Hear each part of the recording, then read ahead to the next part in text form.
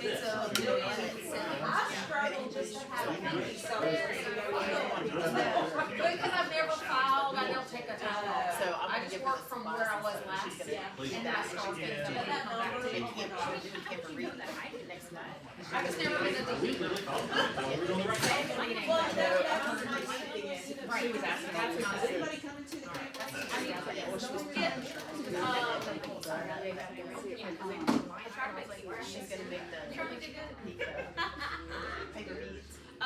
so yeah, I find I've worked with a few local builders, and more we are finding that agents coming into the market who have never worked a custom build are totally lost. They just think, oh my gosh, like, what do you mean we can come up with a floor plan? What do you mean we can pick almost anything? And how does this work? And can you put a pool on that lot? Like, it's real interesting, the questions that we get. So I figured if I talked about what my experience has been, kind of maybe go through some outlines of some major points, and there's several people in the room. Megan and Sco, she represents some builders. Wade Buffalo right now is representing a builder in Cary. And he's been feeling my pain about what the other agents are doing and what they're saying. So it'd just be a really good atmosphere. Any experiences you guys have, just make it more collaborative. We'll try to hit the points and see if we can go through. And Renee, as she expressed last time she was here, she's building from scratch after a tenant burnt one of her places down. So she's got a lot of current experience with that too. Thomas Wall isn't here, but I was hoping he'd be because he had recently built his own personal house and gets really into a lot of the refined details of it. But to me, I think it's interesting. Don't you guys get a lot of calls? It goes back to the land discussion we had. A lot of calls, people think, oh, we're gonna go build a house. We've looked all around, it's so exhausting, it seems so hard to buy a house. Let's build one.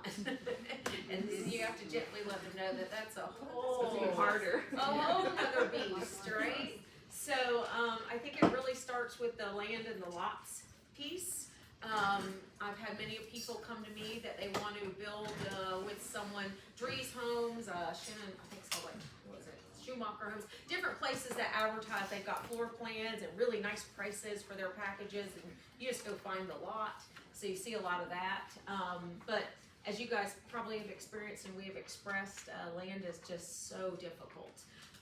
So a lot of times the only way I think these things work out is if a developer has gone in and developed the land, which usually takes 18 months to 2 years plus. So there's a lot of money, a lot of time that was spent to come up with all these lots. And then they bring in builders, usually as a builder team, and a lot of them maybe build in the same genre or the same price points a lot. And they say, hey, I'm gonna have these 50 lots and they're in a prime area. Would you 4 to 5 people wanna be our preferred builder team? And then they really put their thumb on them that they have to buy them in a certain increment and a certain pace. And sometimes if it's hyper popular, they even make them kind of meet at a land draw meeting. So they literally pull out of a hat their first 2 lots, and then they commit as they get those specs going, the next 2 and the next 2 at a certain pace, so that the neighborhood fills up. And the real problem with that with a lot of folks is they really don't understand why it's that way. Why can't I just build what I want to build? But it really does protect the consumer when the land and the lots are built more in like kind and like genre, because then they're supporting each other's values. Because you don't need something that's this type and that type and this size and that size all over the board. It really does create chaos and values in the neighborhood. So that's, I think, the basis of all of that. And then if they develop this land and these builders get them, and you don't have a lot assigned already to a certain builder, and there's some open. I was lucky 2 houses ago, one was completely open, but there was 8 builders in there. And so I was able to pick of the 8 which one I wanted, because the lot was open. Where other clients I had in that same neighborhood over time liked a specific lot. Well, it was already assigned to a specific builder who had already taken that lot down. And you just get what you get, and you don't feel fit if that's the lot you want. And then you just, have to pay whatever that builder's price is. So those are things to just really think about when going into this, because I just think it's very rare. Maybe you guys can speak to any experiences in the room that you went around and you found the land, you help them put the plan together and then help them find the builder. Or they found the magical builder and then matched up the lot. Has anyone kind of had that work out or been real happy with that? Yes? Yeah, I mean, we've done it, so, okay, recently, a couple actually, had acquired the land and then reached out to us. And so we've had a couple of those scenarios, but then also a couple of scenarios where, outside of developments where people are buying land to, build, like Right. unrestricted, of course. Right. But people really forget that unrestricted means that everyone else is also unrestricted. So it's kind of funny to me sometimes, like, you wanna do whatever you want to do, but then You don't no want one them else to can. do it. They want to. So, but it is getting tougher, I think, Robin does quite a bit of it too, is it's getting tougher to find those parcels that, don't have some issue where you need some crazy engineered septic on it, or, some other variable to it. Right.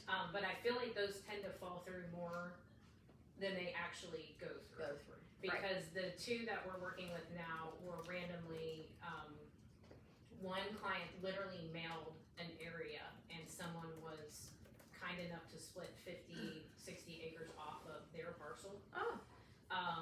That they thought they were going to eventually, do a whole family compound on and didn't, so that was just luck. And then our other client happened, the horse farm that they had their horse at, had approached another neighbor about selling, and they knew that they wanted a parcel, so they got a 25-acre parcel. Yeah. So that seems to be Right. more, but then it's value pitching, okay, I can still help you through the rest of the process. Right. So, Because that's the other piece is, okay, even if you can find a piece of land for them, the work and the effort it takes to get something that maybe goes through and you might could get a commission on a piece of land, is that worth all your time compared to going and finding people who just want to buy and sell houses? Because the likelihood is that unless they really have a real value connection with you and you connect them with a couple builders to interview and they hire them and that builder agrees up front that they're going to pay you a commission if it works out because you are their sales rep and brought them into the deal, it's really tough to get paid on sometimes. I know some people, who've gotten really screwed over on that. They really thought, even though without something completely in writing that they were gonna get paid and the build got done and the builder's like, I didn't make what I thought I was gonna make, sorry. And they were through that whole process and did everything. So just it's tricky. But let's just assume if you can get through the hurdles or you just do what I represent, Megan, William right now at a minimum represent in the room. We represent a builder who has some lots, whether they've developed them themselves or already just acquired them, and can build kind of what you want to build within reason, right? Within conformities of the neighborhood. And going in, this builder's building 700 to 800s or 1.2 million to 1.5 million or whatever the numbers are, and it fits your client in general. How different that is than going to a Pulte or a Lennar that you're just getting a plan, a couple little options, and that's it. So when they already have it, I think we've got to start thinking about, okay, what type of features does our client need? Because that's the question I always ask when someone calls me. I start with, do they want a master up or down? Do they need a guest room down? How many more bedrooms do they need? Do they need a dining room? A lot of people are eliminating the dining room and just doing this informal, larger breakfast room now. Do they need a screened porch? Do they need a 2-car garage or a 3-car garage? Like trying to get that wish list so a plan can be derived. Over the years of doing that, I'm a plan junkie, so I can go online, pull some things that are close and start sketching on them and coming up with something that works. But if that's not your thing, which it won't be a lot of people's thing, you've got to then have a relationship potentially with some plan guys. So whether it's McMillan, he's got a book of plans, more or less, that he can send you ranges of that you can flip through, and someone can find something close and redline and then hire him to make the changes. They charge per hour for the changes plus the square footage of the plan. Or I go through David Grora Dynamic Designs a lot. He used to be with a company up off of Six Forks and then spun off and has his own company. And I just start describing what I'm looking for and he sends me some ideas. or again, you just go on these plans.coms type stuff and find things and see if you can bring some ideas to builders. But be realistic. When I have some things that are advertised for 700, 800,000, and literally someone brings me plans that looks like castles, I'm like, how does this equate? How did you think this would be 700 or 800? There's no way that's not 1.5 to 2 million. That's even if, you know, we kind of bargain basement it, right? So those are the things that are really tough, I think, for agents who aren't experienced in this to bring to their client about how to be realistic about plans. Have you guys, anybody have experiences with like finding plans, searching plans, or do you just rely on the builder to kind of bring some of their plans that are from 1995 and still don't have the open kitchens? Because I see a lot of them that. work different ways. So some of McMillan is, we've used them, but some of these builders do their own. They'll draw and they'll start with their stock plan and they engineer their own plans, Right. and can go ahead and give you an immediate cost, really. Mm-hmm. Tim does that, so he's got his floor plans that he can engineer and change them to Right. whatever it needs, because he does all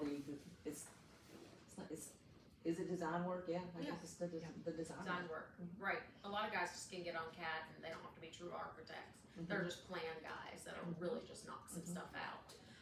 And I will say, if you're dealing with local custom guys, they're pretty, most of them are pretty amicable to you. Again, if you pick something that's kind of boxy and reasonable to build, bringing them something that you've seen. We had a client bring an Ashton Woods plan they saw in Hazeltree to us, and we can't just build it like that because that's a copyright infringement on their plan. But we could take it, we scaled it down a couple hundred square feet, moved some things around, and in essence, got them what they wanted but for the price, and it works because that was kind of their inspiration floor plan we can work on. But it does get kind of complicated that people think also why, I had this question this week, we're advertising some in the MLS that you could build, but we're like, you could build anything on these lots, but we're just showing you base price and what you could do, so it gets people calling. And they want to say, but why is this price per square foot, and why is this price per square foot? Well, time, right? One, we contracted over a year ago, and it's almost done, and time it keeps increasing. You know, amounts of the electrical, the cabinets, the painter, whoever, keep it going up. And to get builders in this type of time to give you fixed pricing when they still couldn't even order it yet, and it's going to keep going up on them. They're always kind of guessing and trying to keep themselves covered. And that kind of lends me into like the financing versus construct-to-perm and deposits. So understand that when someone is building a custom build, there's usually two ways it goes. I happen to represent a builder, he hates when the buyer has the construction firm one, right? Because in essence, they've lost control. When the buyer does it, they take down the lot. They have to own the lot to own the loan. So they have to take down the lot. They have to set up a construction loan with the few guys who do it around town. And as each phase of construction gets complete, they get what's called a draw. And they check it out. They say, yep, all the framing's done. Check. I'll send you 8% of the whole loan, you know. Okay, now the insulation's done, I'll send you 3% more of the whole loan. So they kind of have this schedule as the house gets built, the builder gets paid. That includes their labor, materials, and a little bit of profit. So he's making a little bit of money along the way to get it done, and it all kind of works out most of the time. When the builder themselves keep it all in-house, and they're gonna run the loan, I guarantee you 99.9% are going to require 10% builder deposit up front. Poor William ran into that this last couple months. He went round and round in circles. This agent who's been in the market a while, clearly has not done this before, which made us think more and more people need to know, just kept going round and round. Well, no, 10%'s too much. Well, no, how about we put it in a trust account? Oh, maybe we'll put it with an escrow with the attorney. It's like, no, guys, like, the builder isn't going to start your house out of the ground without money in his pocket to start the process. The first thing they do on the first draw, or you do as the owner, is you buy the lot. Well, that isn't putting any money in his pocket to start building. So the first bid is the 10%. And our guy, once in a while, we've done it twice in 3.5 years with him. When someone was just tighter on cash, maybe they need to sell a house or something, we take 5, and then 60 days later, which is generally about when the permit, and when you're actually going to start spending some real money on construction, would take the other 5. So sometimes people will work with you. But also I think it's kind of a customary thing that went kind of hand in hand, and I was always told, you know, money makes the world go round, that the 10% down, if they take a contract to the bank and show I've got a buyer and he's in for 10%, they give them a slightly better rate as more of a secured loan than they do if they're just building a spec home. And I just want the bank to fund me some money and hope my buyer will come along in the future and that we all don't get caught with this house, right? So that's another reason. They get a slightly better rate to also show that they've got that much skin in the game. Well, where did that go? Sorry about that. All right. And then constructive perms, if they go that way, and I'd say as you get $1 million plus, for sure, you see more of that. The reason really is not that the builder prefers or doesn't prefer it, it's that at the end of the day, they, a lot of times to build homes, only have so much of a financial line that the banks will keep giving them. So they don't want to eat it all up when they've got a guaranteed buyer sometimes at a high end. So they generally require a lot of them that you do a constructive perm. Did you notice, like, obviously this is dating me a little bit, but it seemed like construction to perm almost like went away 2007, 2008, right? And then it seemed like a lot of the builders were financing again. And then all of a sudden, I feel like in the last like 3 to 4 years, It really it came flipped back, Right. like with a resurgence Right. to the construction to perm again. Right. Yeah, and I see a lot more of it, even sometimes on smaller price points. Yeah. I just would expect it for sure if you own your own lot, or you convince someone who had 1,000 acres to give you 10 or something like that, that the builder's not going to necessarily then buy the lot, put it in his name so he can get the loan on it. That's just, you know, the who owns the lot, because technically, although there's some builders around here because they were the preferred builder and they had the lot, so you had to work with them. I just had this personal experience, and I'm used to, knew that I was going to have that experience, but they treat you like a second-class citizen, like you don't own it. I'm like, buddy, I own the lot.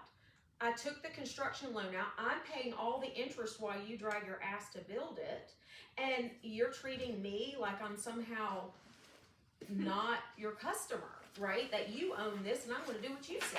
Well, no.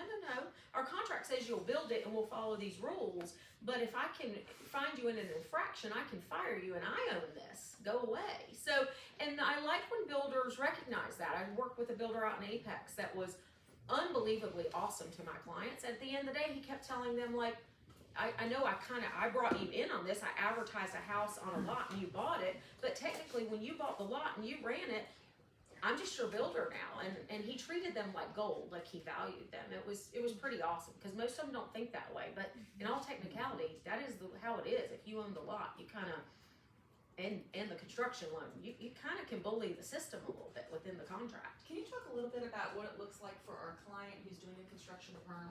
Yes. Like when do they start making payments on that? And Yes, so construction to perm, that's the other piece that I think a lot of people don't get. Not only a lot of times you have to own the land, which is a lot of times considered your first 20% if it materializes that way in the total value, or you've got to have at least 20% into the down payment to start.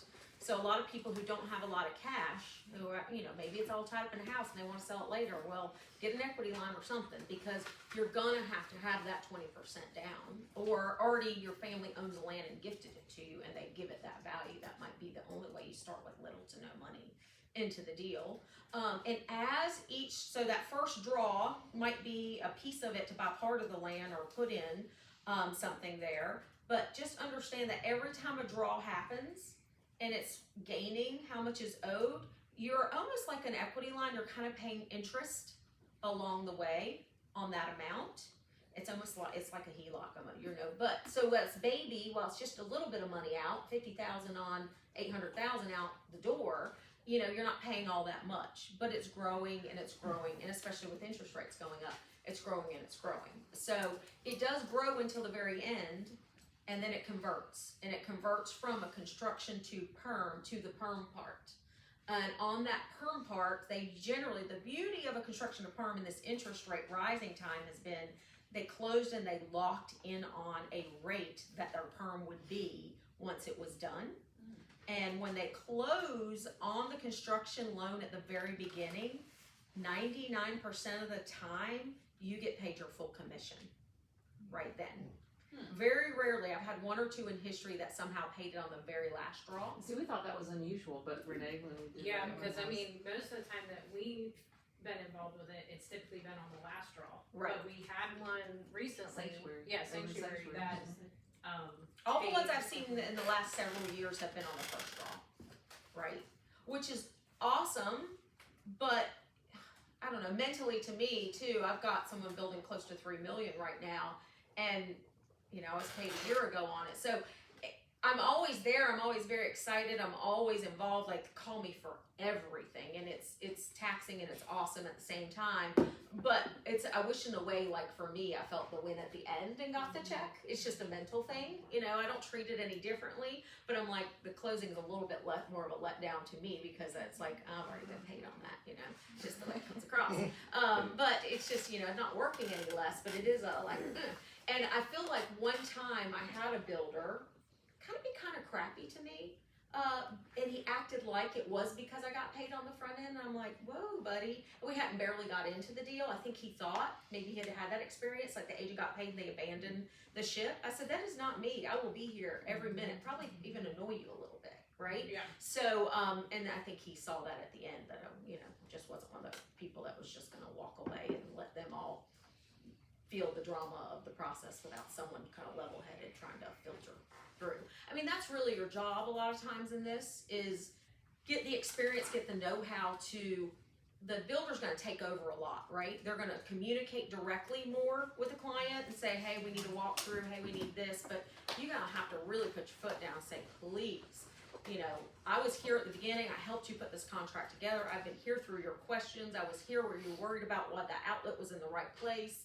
Like, have me at the walkthroughs too, like, because if there is a question or he said, she said, or a document, because a lot of builders are just gonna fly by the seat of their pants, yeah, I'm gonna do that, and they just don't document a lot, right? Because they're just good old boys, they're good at building, they're not good at running a business.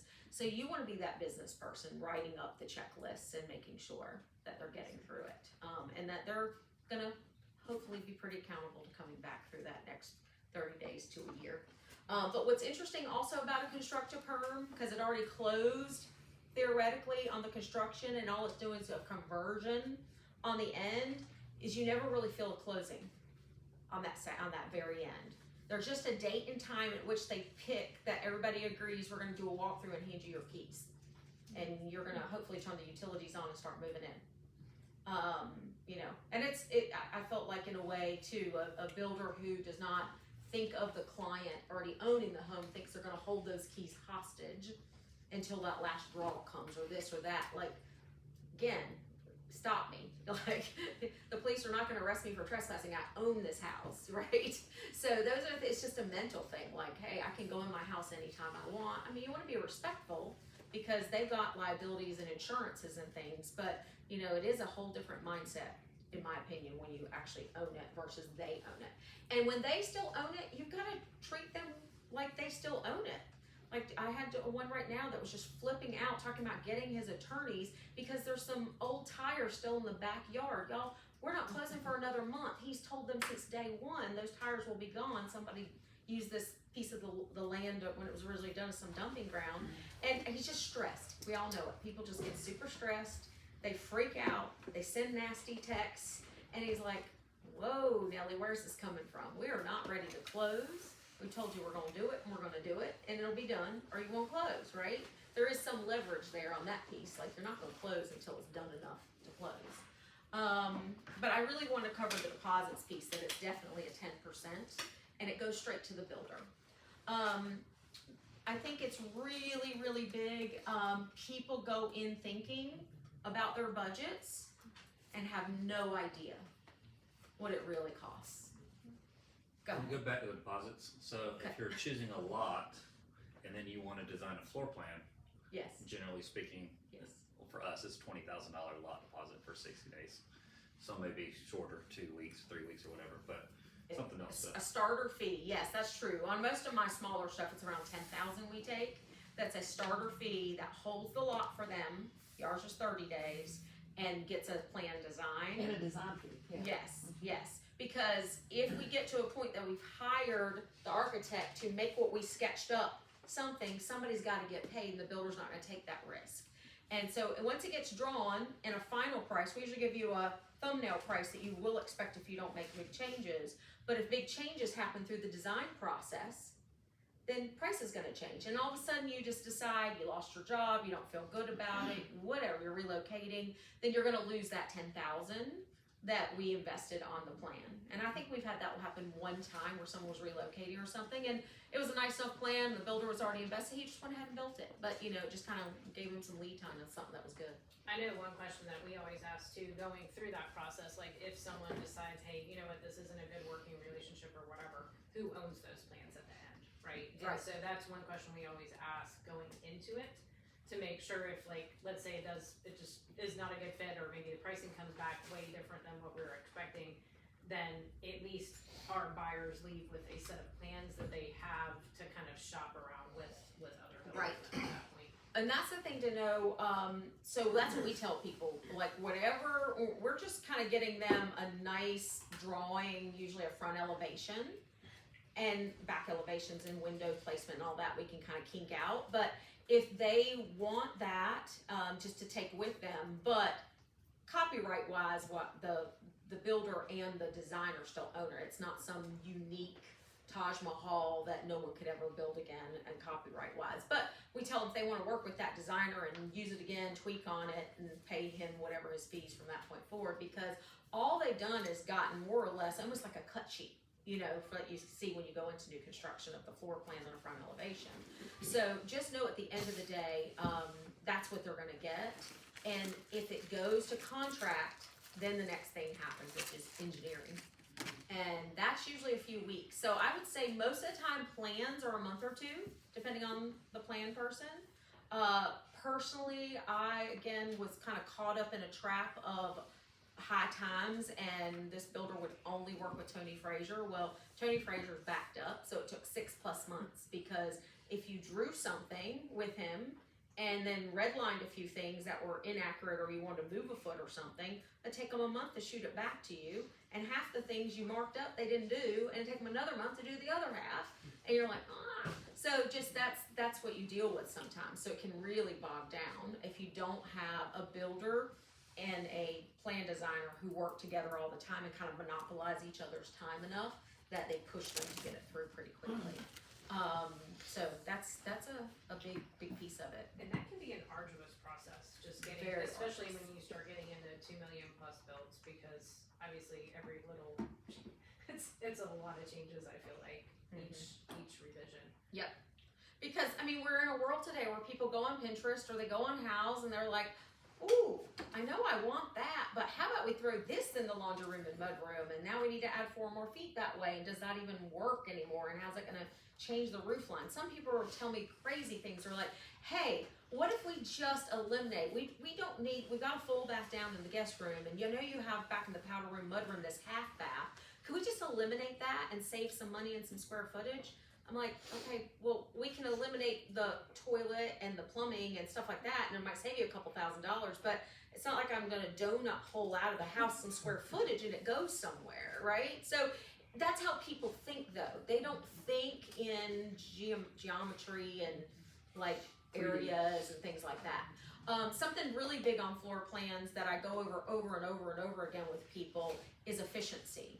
Once you're building 3,000 square feet wide and deep versus 3,000 square feet that might be 1,800 down and 1,200 up, that's stacked nicely above some squares on the first floor. It's tremendously different in price, because the foundation and the roof grow equally, where when you skinny it up and you start stacking things, those things get much smaller.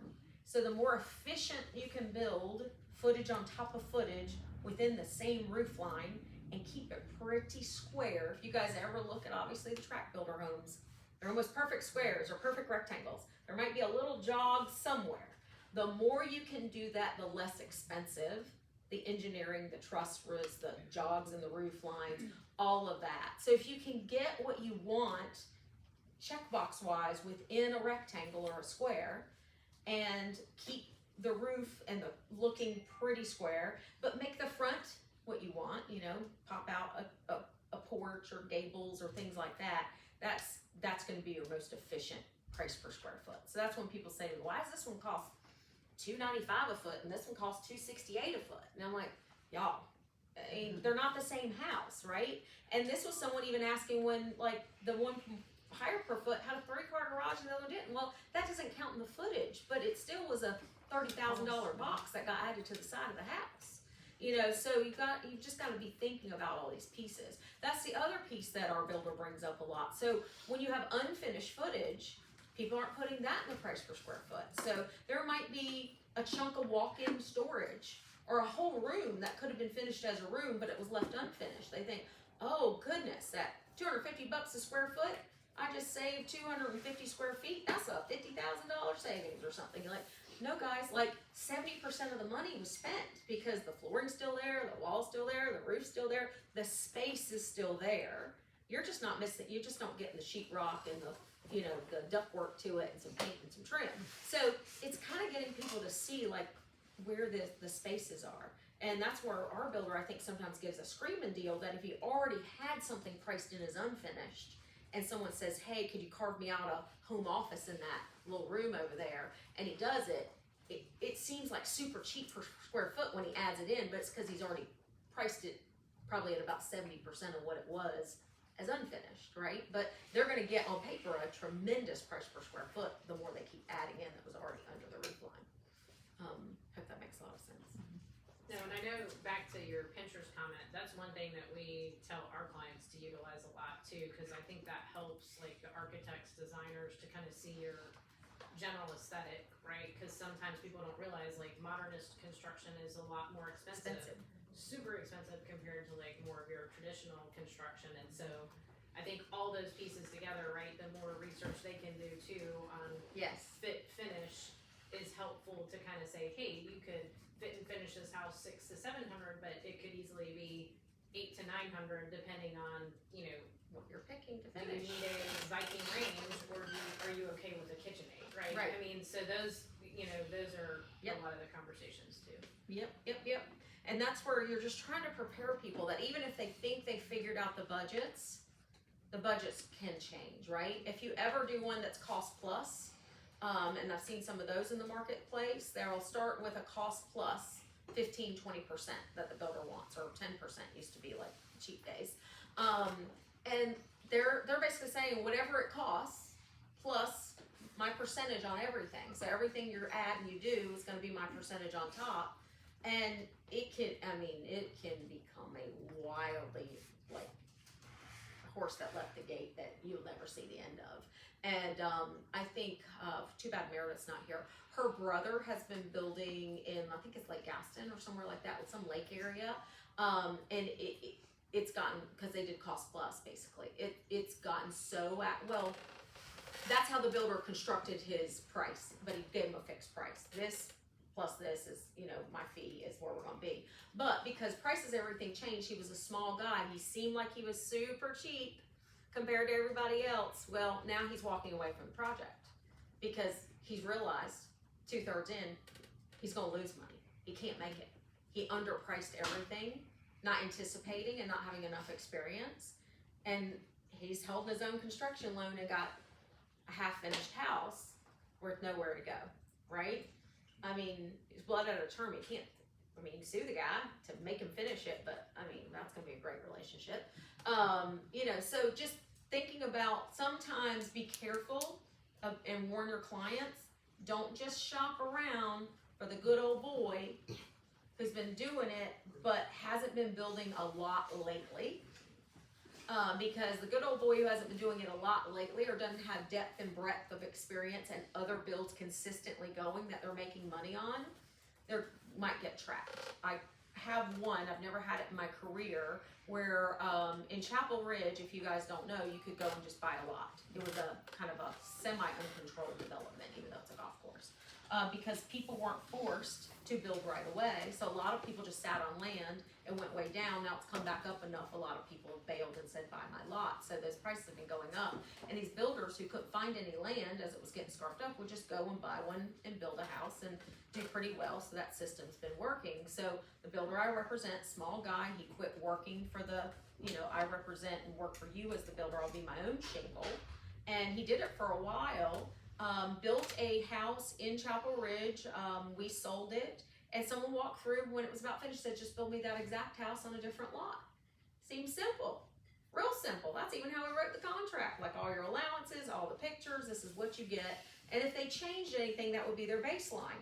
So if they wanted to add more cabinets, the cabinet guy would just charge them the difference, right? Seems so simple. But instead, a year plus later, the house was still in frame. And the guy pretty much ran out of money. I mean, he underbid because of where the market changes went, right? Everything went up so much on him, and he did fix pricing. And even after getting the buyer, it was like 500-ish. To agree to get 10% more, put like another 50,000 in. At that point, they'd be still up about 200 grand the way prices changed. He just couldn't. The money was gone. And that's the other thing. I mean, when you see the guy out buying boats online, doing other things that seemingly bad optics with the money, and then he's not building your house, and he walked away from the project and let the bank take the house back because he was carrying the loan as the builder. That's pretty good that they didn't get stuck with something that they owned it and it was all a mess. But their 10%, which was 50 grand, how are they gonna get that back? So it's very, very, very important that you vet a little bit the situation, who's in control, who owns what, how, you're gonna have to give somebody 10% to get in if they're gonna do the loan all the way to the end for you, but you've gotta be careful that it's someone who's got depth of experience, because that's what, I didn't see it coming, but it happened, and I feel bad because I was a listing agent, it happened under my watch, right? Like, I didn't control the guy in the way he spent his money, but it was very, very bad. I had similar personal experience to that back in like 2005. Oh, I gotta turn. But I had a similar experience to that personally I think it was 2005, where long-standing client of mine, I had sold multiple homes. He brought on a partner, and apparently the partner basically cooked the books and was actually stealing money from the company, and I got caught in all of that. Mm-hmm. So that was not a fun project. I mean, it ended up working out. I mean, we did not, because they were holding the note, right? So ended up just losing some money on it. I mean, I was like, well, I can't really go after money after there was no money to go after. So that was an expensive lesson to learn. But to Sharon's point, you don't always know what's going on. I mean, that had been a 5-year-long client of mine, 5 or 6 year long client of mine. So never would have expected that to happen. So, I mean, there is definitely some inherent risk in it that you've got to be prepared to take. Yeah. I mean, this guy had a partner, I think, that ran the money, and according to him, although, again, I think there were bad optics sometimes on his part too, where money seemed to be being spent personally, but that he claimed, the money would just keep disappearing from the partner running the books, because he was just the guy on the ground slinging the hammers, making the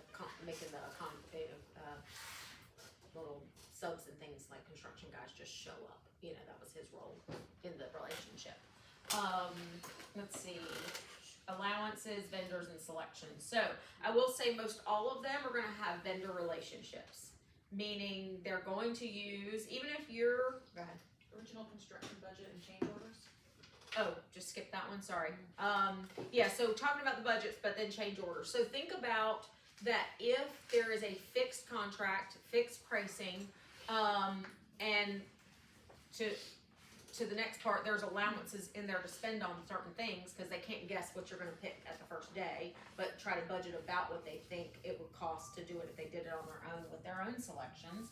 Then understand that loan, that construction loan, only funds $600,000.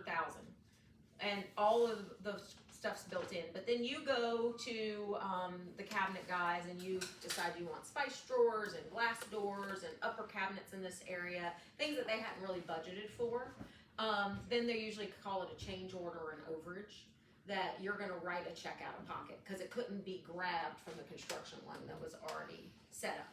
The builder I work with, that's why when we sit down and we have a meeting to do pricing with people, we describe to them what we believe our general allowances will cover and give them visuals and tell them where they're gonna go make their selections. But if they know they like fancier appliances, we know we're really gonna run tile up to the ceilings and everywhere, and we've built a house before, we always go over on tile.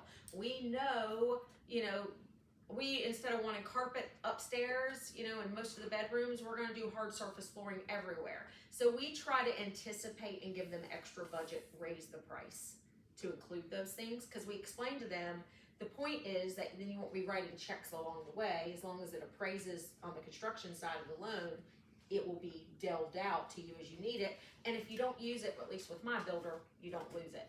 I would read that carefully in every contract, because the last house I just built, one of their lines said, if you didn't use an allowance, too bad. I struck through that and said, hell no. If I don't spend as much on the appliances as you've given me, but I need more in my tile, I expect that to be able to not only be moved around, but if I don't use it at all, if it was budgeted in for my price, that you give it back to me, right? So that's just logic to me.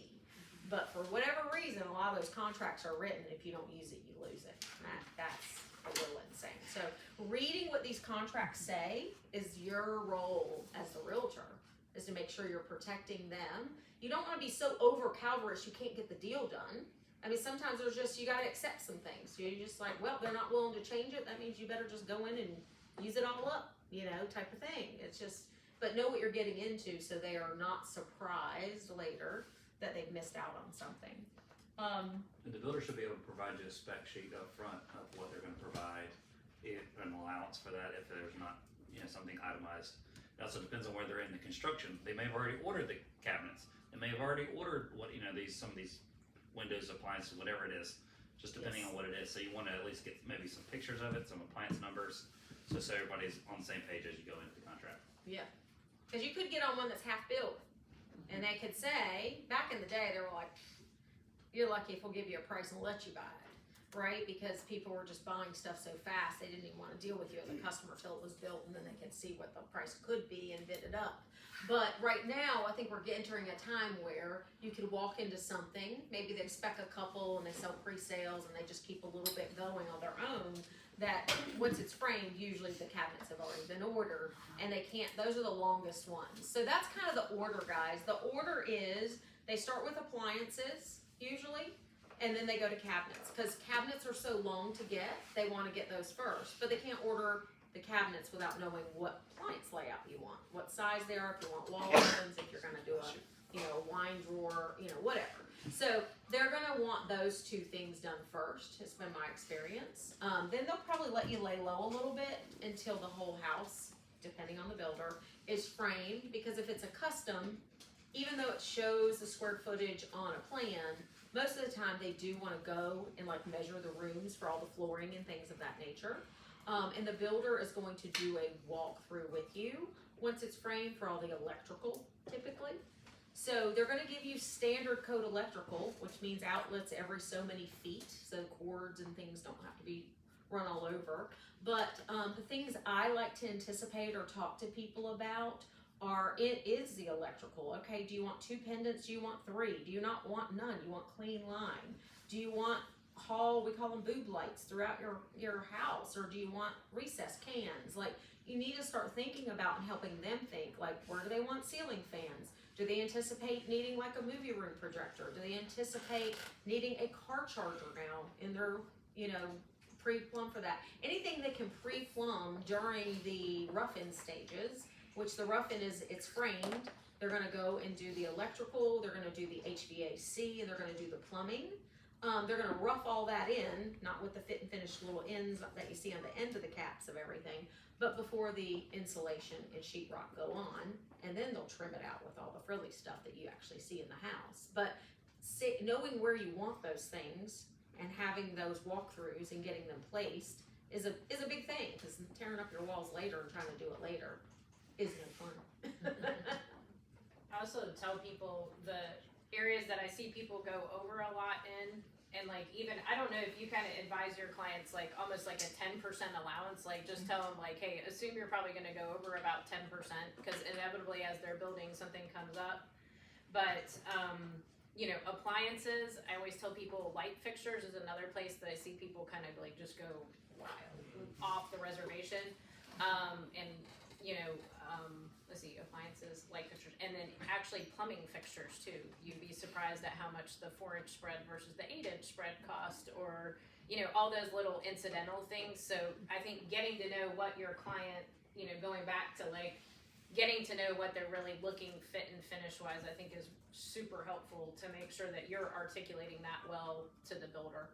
Yep, and kind of like when you're doing the production builders and they're just letting you choose from some really ugly countertops to, hey, now you can come up to this level and can pay this and this level and pay that, and they're getting you with, you know, and they're probably, again, on materials paying more money too, but they're getting you with the stuff that looks good, charging you a whole lot more. The builder gets a lot of that too, right? Through the vendors, that's just what's popular is more. So black windows are a whole lot more and take longer sometimes to get. I just learned that they're 70% more. I did not realize that they were that. Black a lot. But they do look great. They did. Well, and the whole reason I This year. Yeah. Yeah. I think the whole reason they're more is demand, supply and demand. They know they can charge more. I know our builder on about 3,000 square feet, it was an average of about 10,000 more, versus white versus black, you know. But these are standard like sash windows, not the cranking casements in these Tony Fraser long, you know, angular houses that you're seeing now, right? These are just some standard windows. Just in my window. Yes, yes, just some standard double pane windows that are vinyl. And we found that plumbing fixtures, like our guy pretty much says, look, all my stuff's gonna be Delta, and you will find in the industry it's Delta or Moen most of the time, and that the first level or two of design are usually somewhere kind of where they're budgeting. But if you go to something very, you know, little fancy spouts or very contemporary modern, that they get more expensive. But also going from chrome, kind of satin nickel type looks up to black. Black's a lot more expensive, or the champagne golds are a lot more expensive. And I don't know that it costs them anymore or that they do less. So the more you do, the more runs you run, it gets cheaper, obviously, in production. But I also think it just has a lot to do with people paying more. So they're charging you more. So be ready for that. I mean, it got to the point that black gutters were more. Like anything that had black on it. So because everybody wanted this black and white look. What are you typically advising your clients to like prepare for a certain percentage over at all, or are you? It really just depends, because I will say when I'm working with this builder on the list side, I'm really digging at that client, even if they're on the other side of the fence. Like, of all the things we do, typically, and we're budgeting for, versus visions, like you're saying, of there, so we can go ahead and put stuff in. We like to not feel like the client's feeling like they're writing a check the whole way, because they start getting resentful. And that way they didn't say we didn't prepare them for that, right? But there's that client who comes in, we've got one right now who said, I just want, if you can get me this house at this number, that's what I want. I've got plenty of cash sitting in the bank, and then I will decide where and when I want to go over. And if that's how they want to do it, I sometimes tell people that when I go to build, because I do a lot of the front leg and then bring my husband in, I'm like, he just needs to hear a lower number. Give me this, and I know, and we'll agree what that includes, and I will just write my checks as I go. And I won't get resentful because I went in knowing that, right? And if they set my expectation for what I'm going to get versus what I'm not. It's where you get really mad is when you think they've shown you 3 of their homes, they didn't just delineate, they want $4,000 more for this kind of staircase, although that's the stair railing they had in every house. And then when they go under contract and you go get it, and they're like, oh, no, we have 3 options on that. And the one they want to give you for free was in the 1996 house that you're like, no way, that's not gonna go in a house today. Are you kidding me? Yeah. So it's like everything, it's setting expectations. I want my builder and the client to have a good relationship. Otherwise, even though I'm just a rep, I'm gonna just hear it from that agent and them all the time, right? And I still hear it once in a while. We have to go, whoa, remember what we talked about? And then everybody kind of calms back down. There was some misunderstanding, or, someone says something happened and it didn't really, how it goes. And I guess in my viewpoint, like using the 10%, at least like, Yes. that's a safe number. I mean, I Yes. feel like that's a safe number that, hopefully you're setting the expectation that they do go over, right? Yes. Especially if they hit under that, then they feel happy at the end, right? Right. So Right. that's why I kind of always use that 10%, Yes. mentality. Yes. And like, some of your clients, well enough, like, hey, your fixture budget, your lighting budget, for instance, you might as well just go ahead and double that. Like, you're not Right. going to be happy with standard quo, but Right. I've found that at least setting that expectation, I don't know that I've ever had anyone go 10% over. I mean, I'm sure I have at some point, but I do feel like that's a safe number, and then that way psychologically they've got that in their head too. Right. Because what I tell people, you don't want to like all of a sudden not do something because it cost you $2,000, where it's going to cost you $7,000 later Right. because you're so worried about where the budget is. Right. Right. And you get people hyper focused on Mhm. that. And then I tell them as they're making those choices, these are ones you have to make now, or it makes no sense to redo later. Versus other things you could just forego and have that little gingerbread item brought in by contractor, some extra trim or a fancy wall or any of that. Those are easy adders later. Like Yeah. whether you're going to do a stone patio or something, that's an easy adder later. And I really like to use the language with people because there's usually 2 to 3 things in every house that are kind of their things, right? Mhm. They're just, those are the things that just gonna make them happy. They're gonna splurge on, right? I may not have value for different faucets. I mean, faucets are faucets. I walk in a house, as long as the color's right, like, who cares, right? But other people, it might be their thing, like they've always been in plumbing or something, right? So you just Smart know, toilet. like, Smart toilet. yes, smart toilets, things. $30,000 toilet. So just know, like, people are gonna have their things, and just prepare them. Like, think about what your things are and be ready to spend money there. However, let me just tell you, as your realtor, who you will hopefully call in a few years, even though you think you're not gonna sell it, I promise you, you will. And when you call me to sell it, remember I said that $8,000 stone patio you added outside that didn't add any square footage, but you really just liked.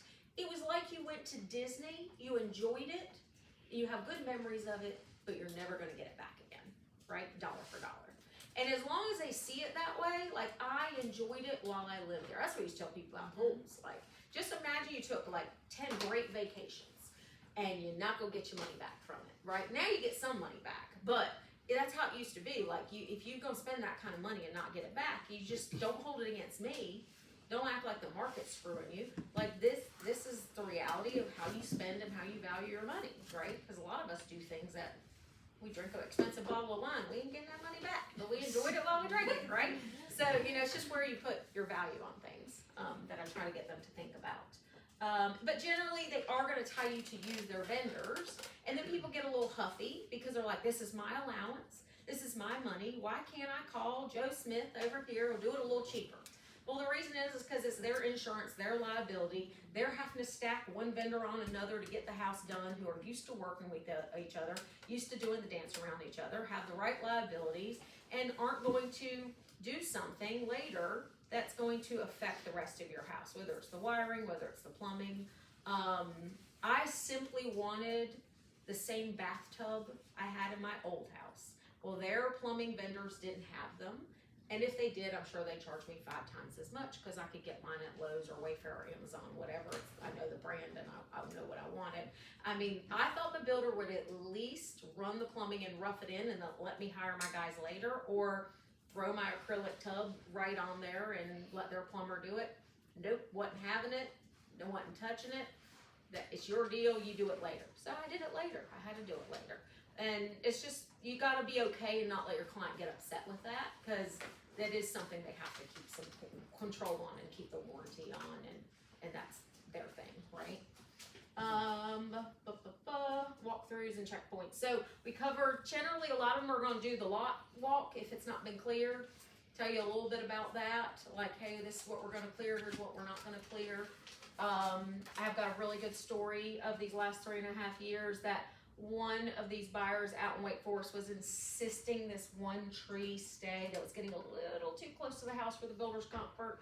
But, you know, and I've done it before too, I've saved trees that I shouldn't have saved. Almost every time, within a year or two, they're dead because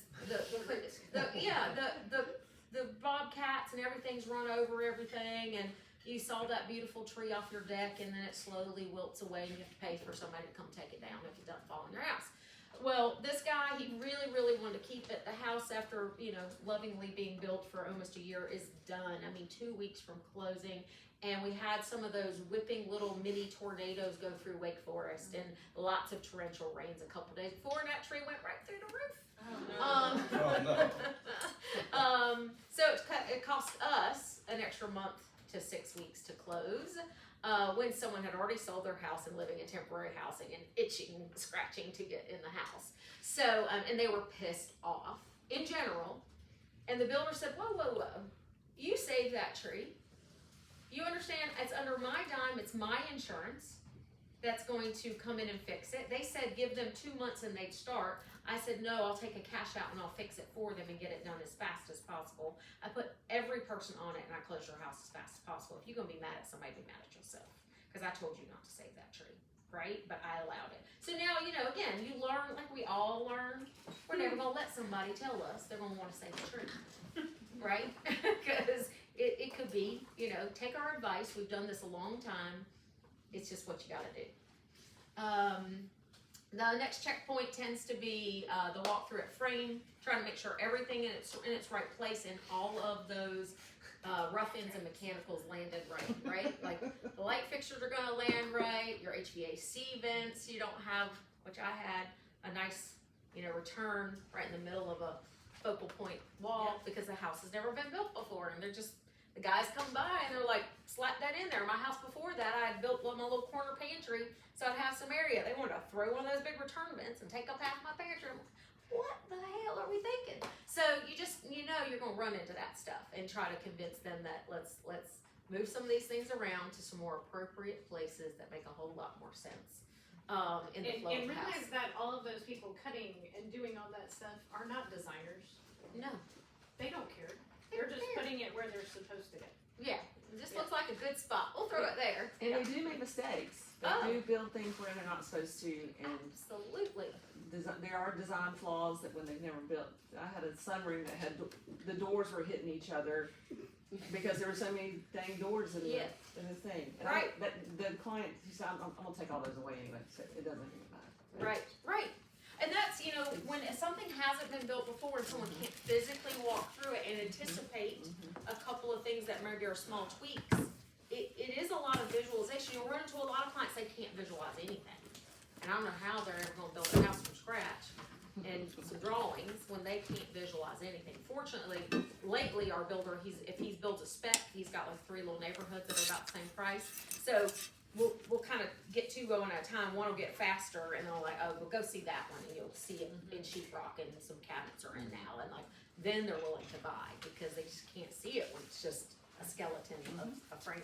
Well, I've noticed a lot more builders too. Not a lot, actually, probably only a couple I've noticed lately. But they're starting to do those 3Ds, which are awesome for those people that are not visually inclined to be able to actually, you know, walk through what is on paper. That's been really helpful too. Yeah. I really want to figure that out for my little guy because, you know, once we've drawn something and we're building it, I need to find out what the cost is for someone to bring it to life. Yeah. Because I have yet to slow down and figure that out because I really think we need that. I would assume that it's some sort of I mean, I have to look and see what software. I think we can get on Fiverr and Upwork and places like that and get some people to do that stuff. I started looking into it one time. Yeah, they do. Foxtrot does. Yeah, but this is like a different level from Box Brownie. I know like McMillan does it too, if you're using Mike Yeah, McMillan. we had 3D on the. He'll use it to Yeah, 3D. send us He was one of the first ones to start doing that. Yeah, I've only Brand seen like one. a couple other builders do it, so I'm gonna assume that technology must be kind of expensive to do. Yeah.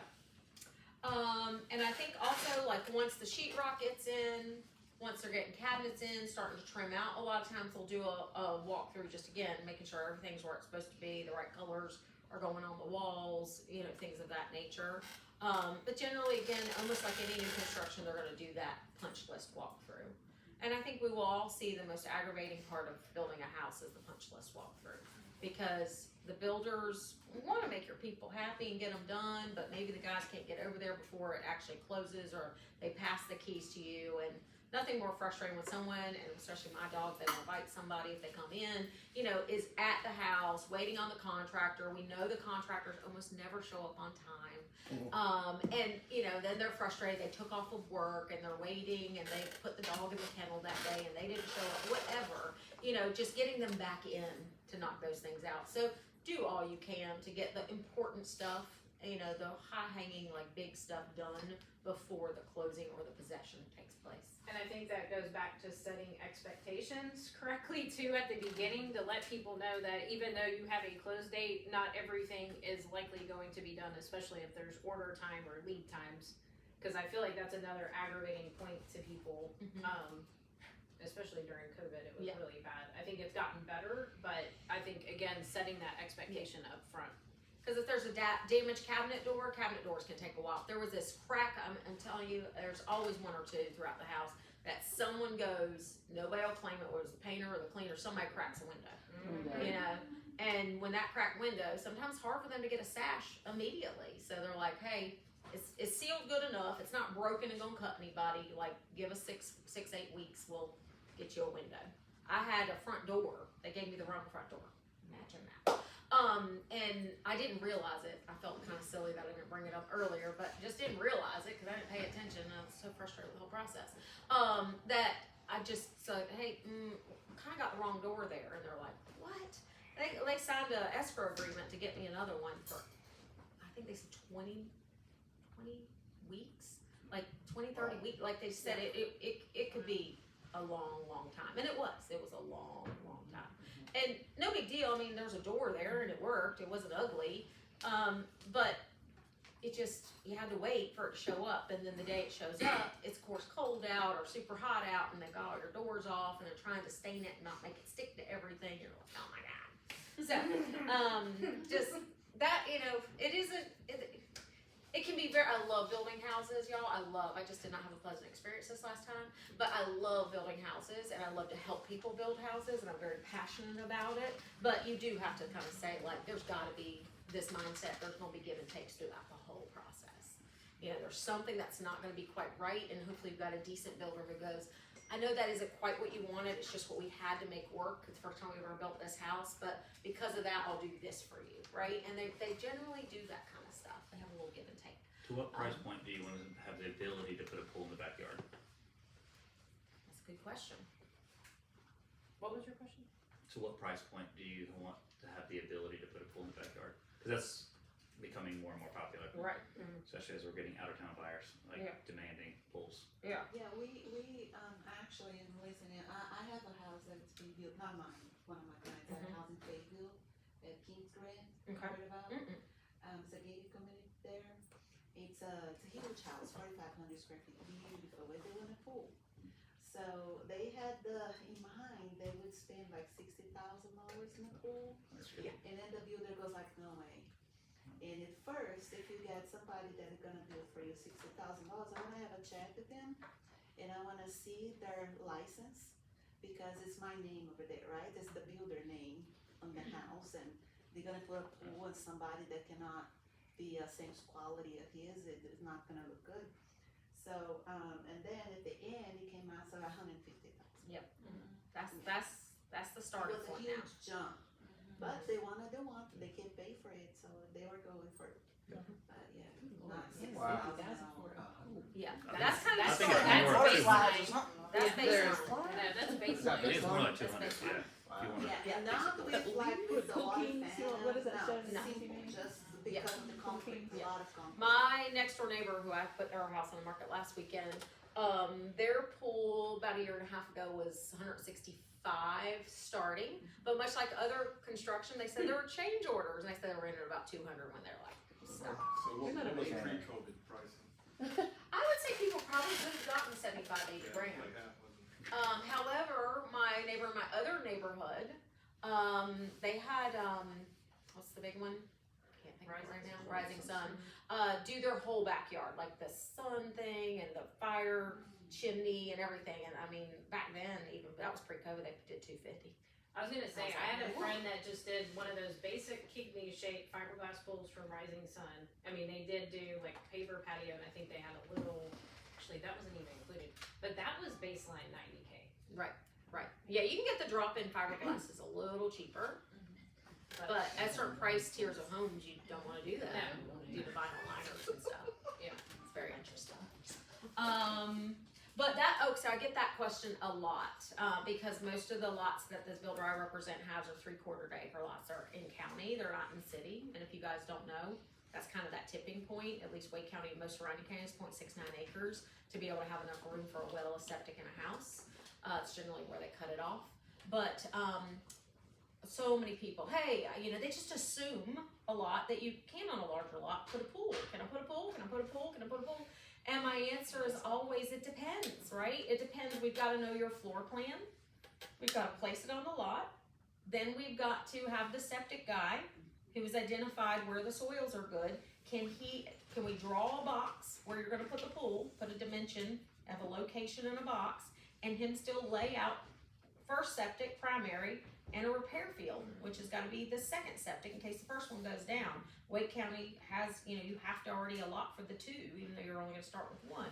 And, we've been able to, in this one neighborhood in Wake Forest, everyone who's asked us, it's worked out. I think we've just got good soils there. But sometimes you just don't, like the shape and the size and where everything flows, it just ain't going to happen, right? So they can't make that assumption that it's going to happen. And then really on resale, you guys got to really watch it, because people multiple offers are coming in. Can I put a pool? Well, we won't know till you get the survey. You find out where the septic is. You find out, do you want to spend the money to move the septic if it's in the way? Because it can't be within a certain amount of feet of things. And at the end of the day, is that even going to put you over the impervious? So that's the other piece. And you just can't know up front unless someone like your current owner had done all of that legwork on their own because they thought they were going to do it and never did. So that's where I think the value of pools continue to skyrocket, not only for the price, but because so many people who come from other areas that are commonplace, whether it's West Coast or Florida or whatever, Texas, want them, but the known versus the unknown, all right? It's already spent, it's already in, I know I can have it, it's here, right? Versus who knows if I can ever have it. Well, and if they're wanting to do even semi-custom, right, and you're looking for lots, that oftentimes, the septic is already put in a certain spot where it's already been drawn for a certain area, and then they're like, oh, well, I kind of wanted a pool or a basketball court or something crazy, and then you have to make sure that you're figuring all that up front, because if you don't, oftentimes they're they're putting putting these up in the back corner, and it doesn't make any sense to be. Well, they're putting these septics like right in the middle. They do. So you have to. Why do they do that? You have I to don't know why look they do that. and make sure that you have the space for that and pull Because all those quickest and permits easiest. stuff. Everybody's gonna do path of least resistance. They're gonna we can put it right there, connect it to the house. Here's the lines, done. And it seems always to be right in the middle of the backyard, not planned for around the perimeters. Yeah. So when, like you said, even when you have a larger lot, doesn't mean you're gonna have room for anything but the house. And it takes time. Setbacks, craziness. It takes time for them to come out to the county to do those. We Yeah. did a resale last year. It wasn't resale, but it was spec home. Yeah. It was saying, builder was there. It took us 6 weeks to get. Was it 6 or 8? Yeah, it was ridiculous. Like the builder was not pushing for it to happen, but it took a while because the builder was supposed to do it, and then we got involved. And we were talking to somebody and everything out there, but it took a long time to figure out where they can put that repair field. Right. And then, when people are investing 150 to 200,000 in a pool, it may not be any big deal if the septic guy says to them, yeah, we can move these lines, it'll be 10 to 15 grand. Used to be, nobody wanted to do that, they should find a different house. Now it's actually an option. And I do feel, at least in the luxury environment, at least $1 million plus now, I feel like the builders have gotten smarter on the front end to plan, at least for, you know, some sort of space for like a An pool. outdoor area. Yes. Because people want, like, well, even if they don't want a pool, they'll probably want the patio, fire pit, outdoor Yeah. kitchen, Yeah. spa, something. Another Right. detached garage, that Yeah, seems to be a another big one. detached garage Yeah, workshop. We're trying to put the pools or the septics in the front yard as much as we can. Mhm. So it leaves the entire backyard for just the well and whatever else you want to put back there. Right. But they have to be you want to be gravity fed. You don't want to have to pump it up, have lift stations in your septic and get somewhere if you can help it. So that's the other thing, is like where it sits compared to where it's got to flow. Well, and then you have to find the lots that are big enough now. And then if you're buying something that's in a development, oftentimes the builders won't allow you to do, even if there is room, they won't necessarily allow you to do it because maybe it doesn't fit with the aesthetic or something else. Yeah. So there's a lot of questions you have to ask up front. And I just think you have to be real comfortable, confident in talking to clients. And you also need to be comfortable and fairly confident, not to be a jerk, but like to talk to builders. Because when you show up asking insanely novice questions, it's kind of showing your hand that you don't know what you're doing, or allowing your clients almost to run wild with questions without you filtering them and answering them before it gets to them if you're the mouthpiece. And builders will charge this is gonna be a pain in the ass fee. They will. I call it the pain in the ass fee. They see it coming and they know this person's gonna be difficult, and sometimes wanna just say a big enough number you won't want to build with them, right? Because they've got enough business lately that they don't have to deal with people who are jerks, or people who aren't experienced enough are just gonna wear them out. You know, time and energy as people get really experienced in this business, it's just not worth it to them. So you do want to tell your people, like, don't, before we get under contract, yammer at them all the time. Like, let's have concise group meetings even between you and your client of things we need to know. Let me see what I can find out before we bother them too deep. Make sure they know we're still interested. Just gathering some facts and figures. And very professionally ask the right pointed questions in the right consolidated ways. Because just boom, boom, boom, oh, they asked this, oh, they asked that. I mean, again, I'm the filter for my builder, and it drives me crazy. And I don't want him to be driven crazy, so I filter all that before he gets it most of the time, too. But it's a lot, you know. It's no different than a resale. Right, You right, know, when somebody's interrogating you about your listing, right, you have multiple choices. It's like, right. okay, Like, noted. Not this agent. Noted. Yeah, they seem like they're not gonna be fun to be around, Or your right? seller asks, who was the one that asked all the questions? Oh, that was offer 3. Yes. Was that the one who was asking? Yes, they do that sometimes. So what do you think about compensation, especially as we're hearing about NAR and, Yeah. and all that? So had you planned to talk about? I hadn't planned on it, but we can. Well, I'm just curious because you got compensation there, All right. and I'm just curious what you were going to say and Well, how you think it changes. I just think to watch. My point was to watch that you were Mm-hmm.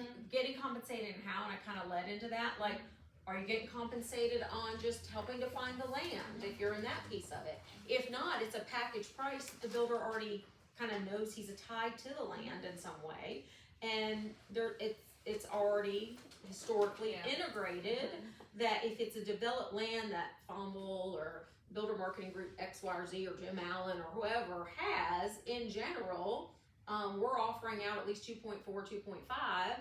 Someone knows that they're getting paid and they do the gig. But when you, poor Kelly, I don't think she's behind the door, but when you have a past client and past builder you work with and you put them together and it's all going smooth, and at the end the guy goes, didn't make as much money as I thought, and I'm retired, don't need any more business from you anyway, so we're just not paying you, and broke her heart. I think it was the money, but it was even more the relationship. And then the client feels bad because they weren't planning on writing her a check, and she had been there the whole process.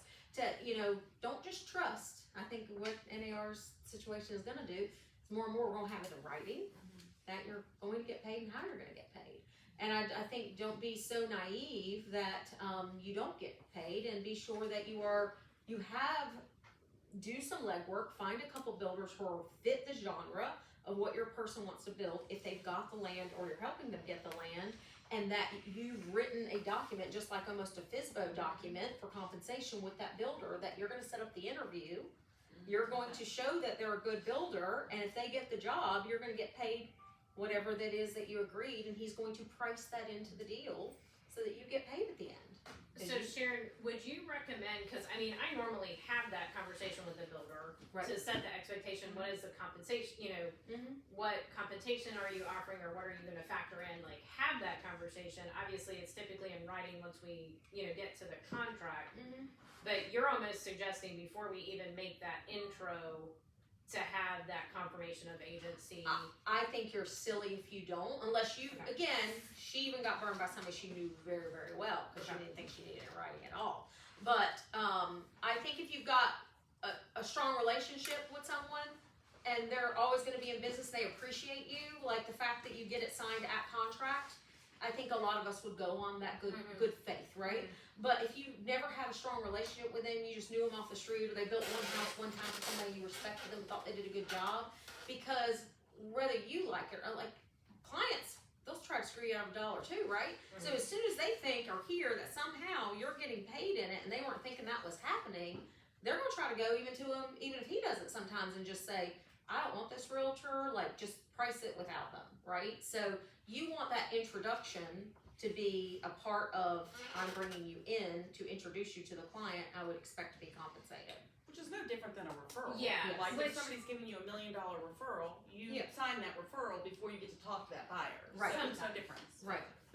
I mean, Ideally. Yeah, but I from our form standpoint, right? So it says that, if I remember correctly, it says confirmation of appointment and agency or something like that. What if you don't have a buyer agency agreement though signed at that point? I guess you could just make sure you have. an Yeah, email. and it's the same thing as a for sale, to me, it's the same thing as a for sale by owner, right? I'd be foolish if someone's marketing on Zillow, their home is for sale by owner, to call that person and say, I'm gonna bring my buyer by, are you paying? And if they say yes, I've always sent the form to them ahead of time that says, I'm gonna bring my buyer by. If they agree to buy at terms you're willing to take, you're willing to pay this out of that. And why not? Like, protect yourself, right? Let's go ahead and not only establish it, but put it in writing. Because the worst case scenario is everybody doesn't wanna buy it or doesn't come to terms, and It's a piece no of harm, no business, it's a foul, piece of paper. but, you know, it comes together. And that's always my dialogue that comes back to this whole thing with NAR. That's always been my dialogue with buyers, that might be approaching a for sale by owner, and or when I approach a for sale by owner, let's just all not talk about like, what are you gonna make or not gonna make? Let's talk about a price at which, with this included, you'd be happy and take the deal, right? And as long as that works for you, and my client who's agreed that I should be compensated, and I'm gonna take care of all of you in this deal and get this deal done if everybody agrees to buy and sell, then let's just make sure it's a number you, Mr. Seller, are willing to pay X out of, right? So just process it that way, and whatever you give me as an offer, counter offer back to my client includes it. You know, and as long as it includes it and my client's willing to pay it, then we all come together, right? If not, we don't. Because what I think will easily happen, like everybody's thinking, oh, buyer's agents aren't gonna get paid now. Well, that's ridiculous, because too many consumers want, I mean, do you know how many deals would have fallen apart had I not taught people off the ledge? I mean, sellers really do want competent agents. I think it's going to show that competent people are going to thrive, and incompetent people who just show up and fall into a deal are not going to have that happen as much, right? Because people are gonna be more educated and more thinking about wanting someone representing them. And people who don't want somebody to represent them at all, which I get those calls as a listing agent, well, I don't need an agent, I think you can just cut the money off. Well, I tell them, well, if that deal was being already made in the background on my listing agreement if I sold it myself, and then the seller would save the money. If you are looking to save the money and you are not a realtor, then you just make the offer you wanna make and we'll see if my seller will accept it. And then when I had a seller recently, my neighbor, who's at 2.2 million, say to me, what if I brought the buyer? I'm just curious how that would go after, a week into having it listed. And of course, the buyer would be interested because I've marketed it and there's competition in the market to buy it. So then you explain to them, well, when a buyer comes to you, it's because they're trying to save money off. How's that gonna help you, right? Yeah. I will tell you though, if they show up and they don't have an agent and they're easy, I still gotta do their part of their deal. I'm a fair person, I'll probably do something for you. but I do not want it advertised to them that we're cutting something, cause all it does is cut it off the price, which you didn't benefit from anyway, so what do you care, right?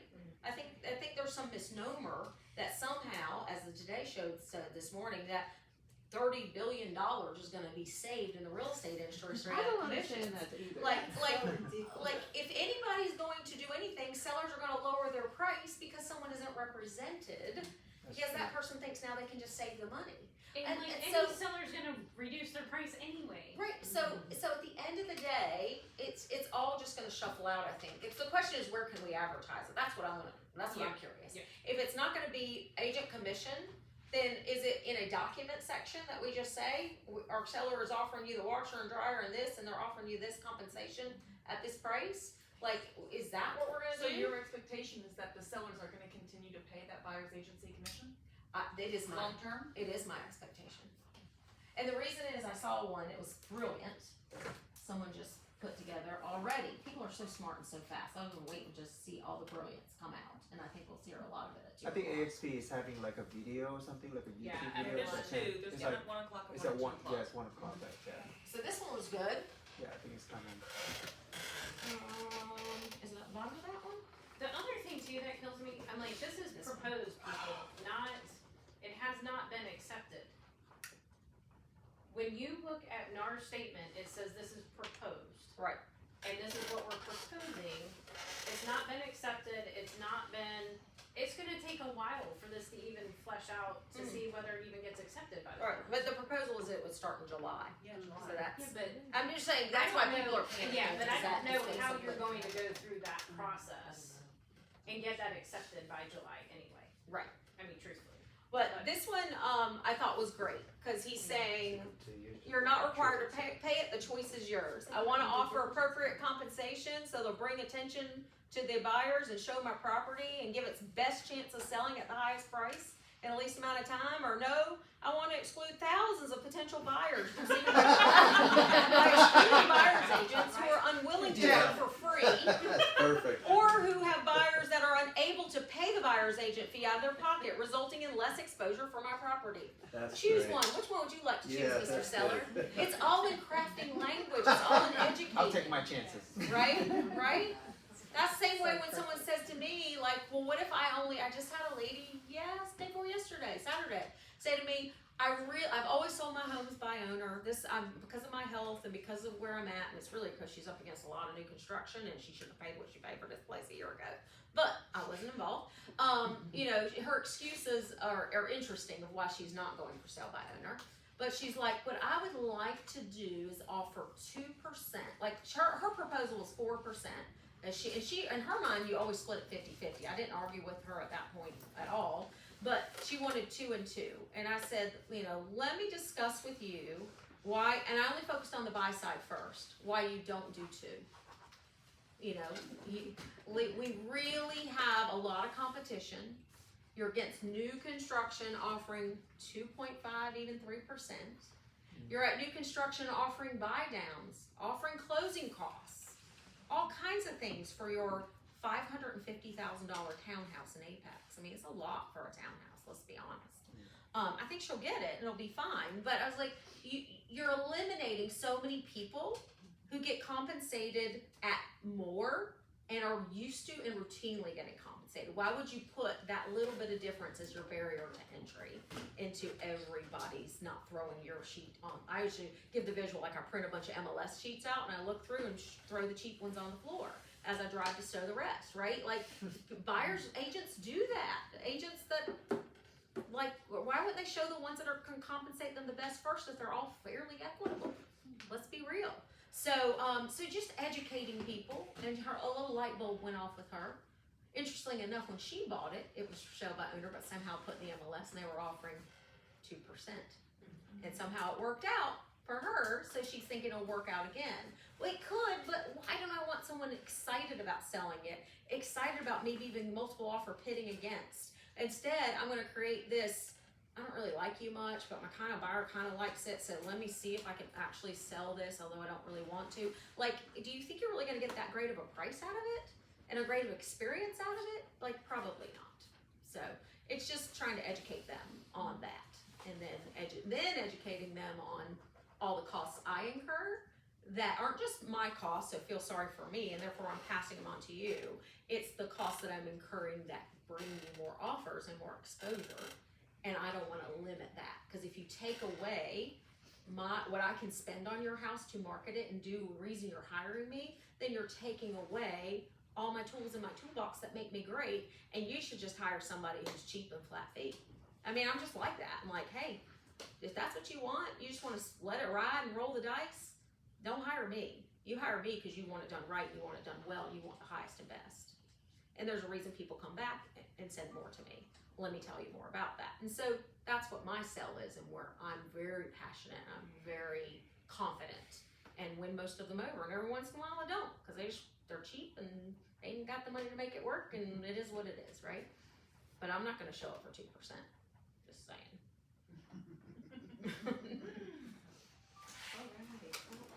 Yep, sorry, it went longer. That was great. It was awesome, thank